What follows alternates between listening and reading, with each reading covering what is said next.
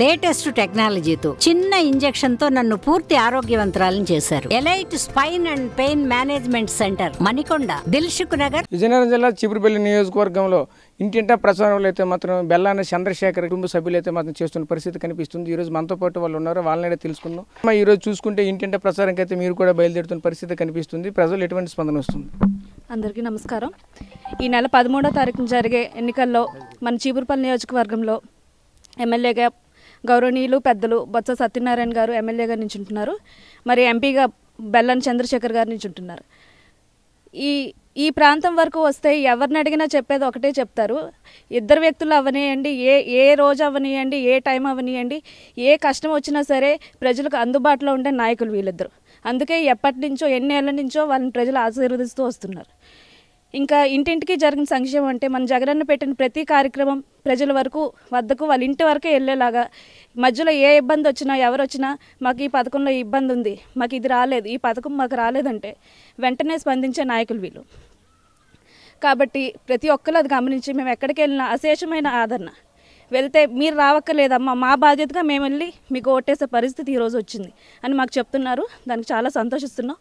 ఇంకా మళ్ళీ జగనన్న వచ్చి మళ్ళీ ఈ ప్రభుత్వం ఏర్పడితే ఇంకా మంచి అభివృద్ధి కార్యక్రమాలు, పిల్లల నుంచి పెద్దల వరకు ముసలి వరకు అందరికీ మంచి జరిగే కార్యక్రమాలు జగనన్న ఇంకా ఎన్నో తెస్తారని, ప్రజలందరూ అవి తీసుకొని సంక్షేమం అభివృద్ధి చక్కగా మన రాష్ట్రంలో మన నియోజకవర్గంలో చక్కగా జరుగుతుందని అనుకుంటున్నాం. అంటే ఈరోజు చూసుకుంటే బొత్స సత్యనారాయణ కావచ్చు, ఇక్కడ ఎంపీ బెల్లాన చంద్రశేఖర్ కావచ్చు, చీపురుపల్లి నియోజకవర్గానికి సంబంధించినటువంటి కుటుంబాలకు పర్టికులర్గా మేలు చేసే కార్యక్రమాలు ఏమైనా ఉన్నాయా? ఇప్పుడు స్పెసిఫిక్గా గవర్నమెంట్ ప్రోగ్రామ్సే కాకుండా మా వీధిలో ఇది ఇబ్బంది, లేకపోతే మా వార్డులో ఇది ఇబ్బంది అని ఏ చిన్నది అవనియండి, ఏదైనా మున్సిపాలిటీకి సంబంధించి కానీ లేకపోతే ఏదైనా ఈ చెత్త క్లీనింగ్ అవనివ్వండి, ఏదైనా సరే మా ఇంటి వరకు వస్తే ఎప్పుడు పెద్దబాబు గారు అందుబాటులోనే ఉంటారు.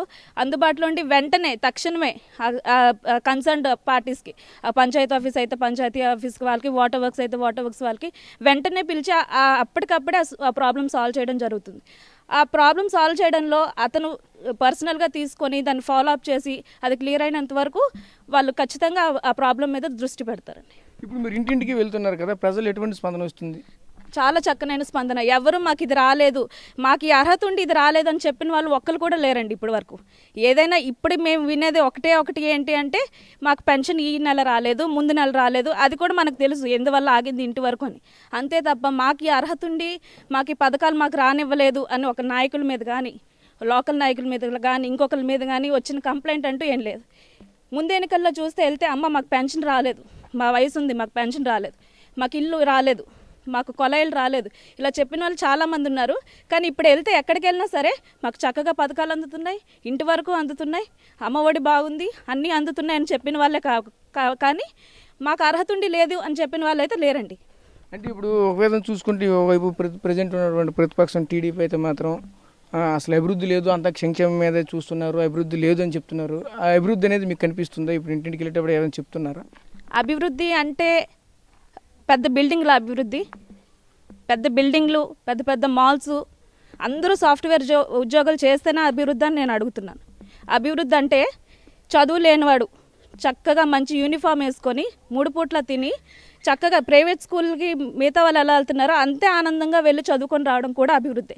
ఈరోజు అభివృద్ధి ఇప్పుడు కనిపించకపోవచ్చు, వాళ్ళు ఒక 10 ఏళ్ళు 15 ఏళ్ళైన తర్వాత వాళ్ళు పెద్ద పెద్ద ఉద్యోగాలు చేసుకుంటే అదండి అభివృద్ధి. ఇప్పుడు ముసలి వాళ్ళు ఉన్నారు, వాళ్ళకు ముద్ద వేయడానికి ఆ ఇంట్లో మనుషులు లేకపోతే అమ్మ మాకు ఎవరేస్తారు అని చూస్తున్నారు. వాళ్ళు చక్కగా 4 పూట్ల తింటున్నారు, అది కూడా అభివృద్ధి.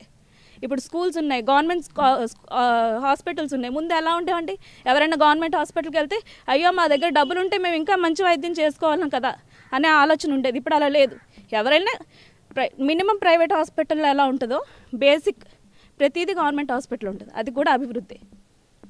Okay, thank you. ఇది పరిస్థితి. నియోజకవర్గంలో ఏ ఇంటికి చేసినా ఎక్కడికి వెళ్ళినా సరే ఖచ్చితంగా అయితే మాకు నీరాజనం పడుతున్న పరిస్థితి కనిపిస్తుంది. అంతేకాకుండా ఈరోజు బెల్లాన చంద్రశేఖర్ అనే వ్యక్తి అయితే మాత్రం ఇక్కడ లోకల్గా అయితే మాత్రం పెద్దబాబు అనే నామకరణంతో పిలుచుకోవడం అయితే జరుగుతున్న పరిస్థితి కనిపిస్తుంది. ప్రతి ఇంటింటి కూడా పర్సనల్గా ఎన్నో అభివృద్ధి కార్యక్రమాలతో పాటు ప్రతి ఇంటికి కూడా అభివృద్ధి పదంలో అయితే నడిపించి తీసుకుని వెళ్ళిన ఘనత అయితే మాత్రం మాకు ఎప్పటి నుంచి ఉందని చెప్తున్న పరిస్థితి కనిపిస్తుంది. అంతేకాకుండా బొత్స సత్యనారాయణ అలాగే మరోవైపు చూసుకుని బెల్లాన చంద్రశేఖర్ ఇద్దరు నేతృత్వంలో అయితే మాత్రం అత్యధిక మెజారిటీ మెజారిటీతో మాత్రం ఈ నియోజకవర్గాన్ని గెలిపించుకుంటామని చెప్తున్న పరిస్థితి కనిపిస్తుంది.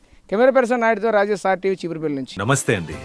ఇది వ్యాపారం గురించి కాదు, ఓటు గురించి. ఎన్నికల్లో ఓటు వేయడం మన హక్కు మాత్రమే కాదు, కర్తవ్యం. ఎంతో మంది మహా నేతలు శ్రమించి ప్రాణత్యాగం చేసి ఈ అవకాశాన్ని మనకిప్పించారు. అందరూ ఓటు వేద్దాం. ఎందుకంటే ఓటు హక్కు ఊరికే రాదు. నా ఓటు ఎవరికో తెలుసా?